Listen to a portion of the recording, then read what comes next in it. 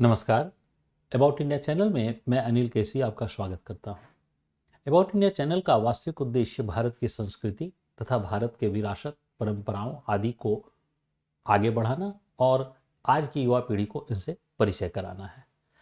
इसके अंतर्गत आज जो हम लोग श्रृंखला लेकर आए हैं वो भारत की परंपरा में एक मान्यता है, उस मान्यता के ऊपर थोड़ी सी चर्चा जो है वह करने जा रहे हैं।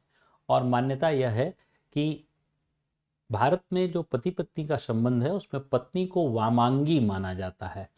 तो वामंगी क्यों, पत्नी क्यों वामंगी हैं, हम लोग इसके बारे में जो है थोड़ा संक्षिप्तता से जानने का प्रयास करेंगे कि क्यों वामंगी। तो देखिए, हमारे जो शास्त्र हैं उन शास्त्रों में हर एक जगह, शास्त्र में चाहे पुराण हो चाहे कहीं भी वेद हो, सब जगह पत्नी को वामांगी माना गया है। और जिसका अर्थ जो है वह क्या होता है, तो इसका वह अर्थ होता है बाएं अंग की अधिकारी। जिसे वामांगी यानी पुरुष के बाएं अंग की अधिकारी कौन है, तो स्त्री है, उसकी पत्नी है, और इसीलिए उसे वामांगी कहा गया है नाम के आधार पर। अब देखिए, पुरुष का जो बायां हिस्सा है वह स्त्री का माना जाता है।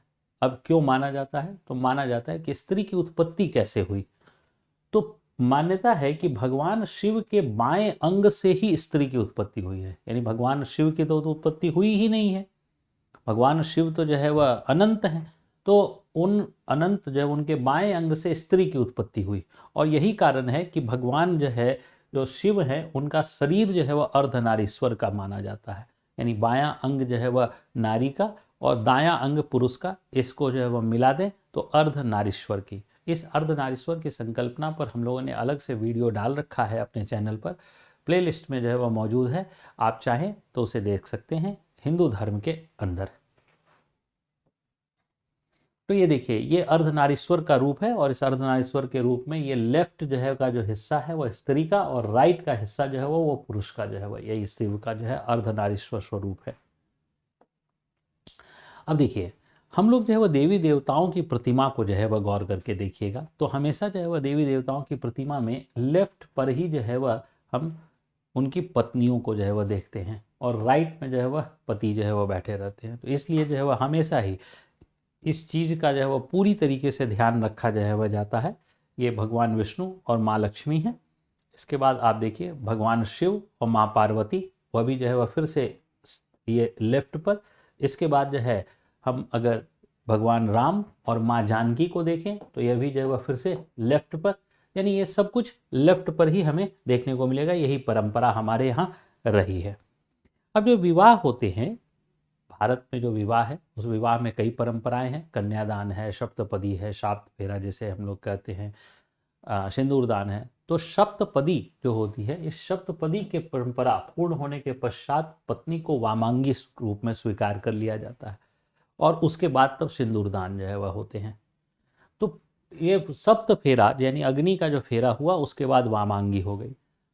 तो अब ये वामांगी जो है वह विवाह के दौरान ही जो है वह वामांगी होती है, तो सप्त फेरा के पश्चात होती है। और सात वचन जब पुरुष जो है वह दे देता है तो वामांगी।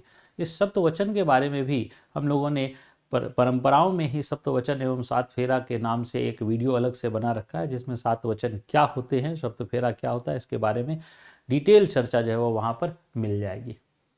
अब देखिए, मानव का जो शरीर है, इस शरीर में हृदय, जो दिल है, हृदय जिसे हम कहते हैं, वो बाएं ओर जो है वह रहता है। और विवाह के पश्चात जो है वह पत्नी को हृदय की स्वामिनी भी जो है वह माना जाता है। तो इससे भी जो है वह संबंध है, यानी कि इसका विज्ञान से भी थोड़ा सा जो है वह वैज्ञानिक तर्क से भी संबंध है कि हाँ, इसे जो है वह हृदय की स्वामिनी जो है वह मानी गई। अब देखिए, पति और पत्नी की तुलना भी जो है वह संसार से की गई है। यानी संसार को एक मानव अंग माना गया और कहा गया कि संसार की जो है वह दाईं आँख जो है वह पुरुष है, संसार की जो है वह बाईं आँख जो है वह स्त्री है। ये जो संसार है, इस संसार का दायां भुजा या दायां हाथ जो है वह पुरुष है और बाईं जो है वह भुजा या बाईं जो है वह हाथ जो है वह, बायां हाथ जो है वह स्त्री है। संसार का जो है वह दायां पैर वह जो है पुरुष है और संसार का जो है वह बायां पैर यानी बाएं पद वह जो है स्त्री है। तो इस प्रकार से संसार की भी तुलना की गई और कहा गया है कि जिस प्रकार से दो आँख या दो हाथ या दो पैर एक साथ होते हैं, तभी जो है वह व्यक्ति का शरीर जो है वह संतुलित जो है वह होता है, अन्यथा वह असंतुलित हो जाता है, डिसेबल्ड जो है वह हो जाता है। ठीक इसी प्रकार यह संसार में पति और पत्नी दोनों जो है वह दाएं और बाएं के रूप में मौजूद रहेंगे, तभी यह संसार चलता रहेगा। यह संदेश देने का प्रयास किया गया है। यह एक प्रकार से संदेश जो है वह है, एक प्रकार का दर्शन है। तो इस दर्शन को हमें स्वीकार करने की ज़रूरत है और इसमें हमें इस दर्शन को के साथ ही हम संसार को चला सकते हैं। यह संदेश जो है वह दिया गया। अब देखिए, विवाह के पश्चात जो है वह होता है जितने भी सांसारिक कर्म होते हैं, तो सांसारिक कर्म में जो है वह पत्नी जो है वह बाईं दिशा में जो है वह बैठती है और पारलौकिक कर्मों में जो है वह दाईं दिशा में जो है वह बैठती है। यानी जब पारलौकिक कर्म जो है वह करेंगे, जैसे जो है वह पारलौकिक कर्म जो है वह क्या है, तो विवाह पारलौकिक कर्म है। तो विवाह जो है वह होगा, अगर हम जो है अपने पुत्र या पुत्री का विवाह करेंगे तो पत्नी दाईं ओर जो है वह बैठेगी।